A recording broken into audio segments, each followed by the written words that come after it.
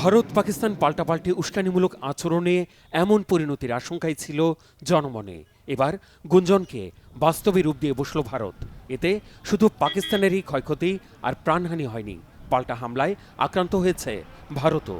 জম্মু কাশ্মীরের পেহেলগাঁওয়ে সন্ত্রাসী হামলার পর থেকেই দুদেশের হুমকি আর মহড়া সংঘর্ষের দিকে মোড় নেয় বিশ্ব নেতারা আক্ষেপ প্রকাশ করে সর্বোচ্চ সংযমের আহ্বান জানালেও শুনবেন কি দুই দেশের রাষ্ট্রপ্রধান আর সামরিক কর্মকর্তারা? গত 2 সপ্তাহের গুরুতর আশঙ্কা সত্য করে স্থানীয় সময় মঙ্গলবার দিবাগত রাত 1:44 দিকে পাকিস্তানে হামলা চালায় ভারত। অপারেশন সিঁদুরের আওতায় পাকিস্তানে ক্ষেপণাস্ত্র হামলায় স্থল, নৌ, বিমান বাহিনী একযোগে অংশ নিয়েছে বলে জানিয়েছে ভারতের সেনা সদর।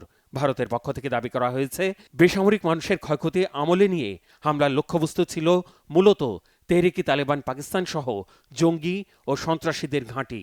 बुज़दिल भारत ने पाकिस्तान पर बिला इश्तियाल जाहरियत की है। হামলা নিয়ে নয়াদিল্লির দাবি সঠিক নয় বলেছে ইসলামাবাদ।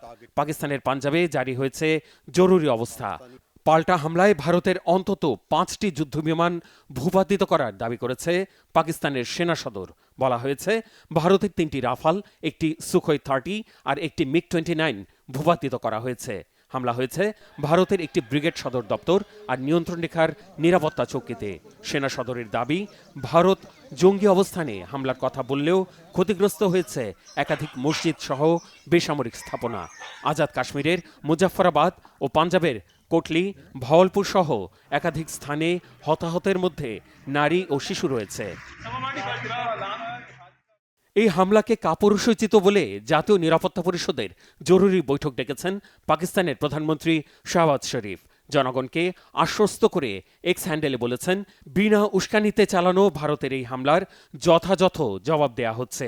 দেশবাসী পাকিস্তান সেনাবাহিনীর সাথে আছে। ভারতের এই হামলাকে লজ্জাজনক বলে প্রতিক্রিয়া দিয়েছেন মার্কিন প্রেসিডেন্ট ডোনাল্ড ট্রাম্প। দ্রুততম সময়ে এই সহিংসতা থামবে বলে আশাবাদ জানিয়েছেন তিনি। No, it's a shame. We just heard about it just as we were walking in the doors of the Oval. উদ্বেগ জানিয়েছেন জাতিসংঘ মহাসচিব আন্তোনিও গুতেরেস। দুই দেশই সর্বোচ্চ মাত্রার সংযত আচরণ করবে বলে প্রত্যাশা করেছেন তিনি। গুতেরেসের এই বিবৃতি সংবাদ সম্মেলনে জানিয়েছেন তার মুখপাত্র Stephen Dujarric.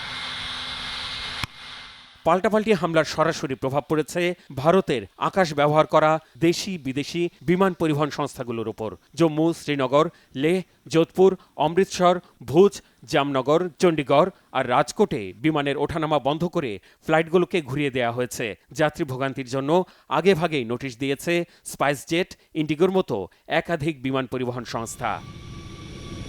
Mehrab Hussain Khan, Bangla vision, news desk.